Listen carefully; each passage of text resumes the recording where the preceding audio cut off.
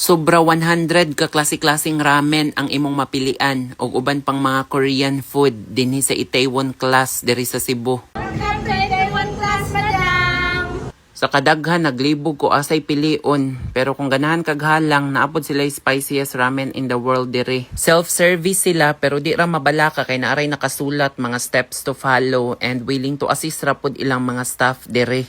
Sa sigig pamili, na-realize na kung anong mamili man, kung pwede man orderon tanan. Ikaw ra po'y mamili unsay ganahan ni mga toppings, na sila'y cheese, gulay, karne, klase-klase, na uban dira makuha ra ni mga libre. Apil ni akong paborito nga kimchi. Napod sila aning Korean coffee and juice nga ikaw ray mo yabo sa imong baso nga naay ice and then naara pong ice diri sa kilid. DIY ang pagluto sa ramen diri, do it yourself. So ma-enjoy gyud nimo ang experience nga ikay mo luto sa imong ramen. Ako DIY pod.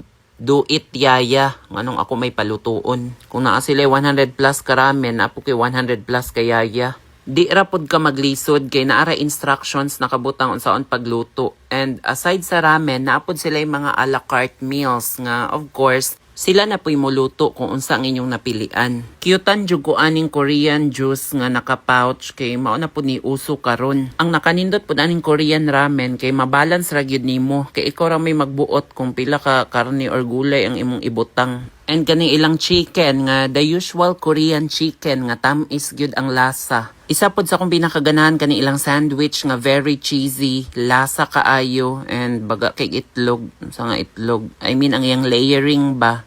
Explain gyud yut. Pero kaning fish cake lang kay bisag sa Korea nakatilaw ko di gyud ko fan ani kay mura kagaka og tsinelas. Pero ana nagidaw na siya. Naapod sila aning Korean bento nga mao gyud ni sikat sa una sa mga Korean tong bata pa sila. Ug ang the famous bibimbap. Dako gid ang area diri kay bisag sa taas pwede gihapon magluto. Naa pa gid sila free trip to Korea promo pag makaspend mog 200 pesos pataas na mo'y raffle entry. Maong karon dayon pwede na mo muadto kay nag soft opening na sila. And then sa grand opening karong May 31 naa sila 7 ka book events. Pwede ra ninyo i-pause ang video aron mabasa ninyo. Apil diha ang mukbang challenge nga makadaog kag 7,000 pesos, vouchers ug daghan pa. Ug ang pinaka-exciting nga trip to Korea. Mao ni ilang complete address and 24 hours open pud sila at bangra ni sila sa IT Park. Di naman siguro mo mga wala, dagko naman mo.